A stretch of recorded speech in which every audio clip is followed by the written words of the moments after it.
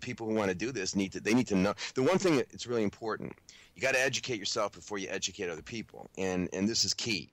This idea that you can just like sort of I want to be an activist, so I'm just gonna I love these people who say, well, I don't have time for theory, and I just want to get out there and help animals, and the answer to that is that's idiocy. You need theory. I wrote an essay years ago called "The Necessity of Theory." You need theory to inform what your actions are going to be. That doesn't mean you have to discuss theory, with everybody you meet, because that may not be appropriate, it may not be communicative. But you need a theory which informs what actions you're going to take, or else you're just acting in a chaotic, random way. And so we need to educate ourselves before we educate others. But we can do that. You need to take some time. You need to learn stuff.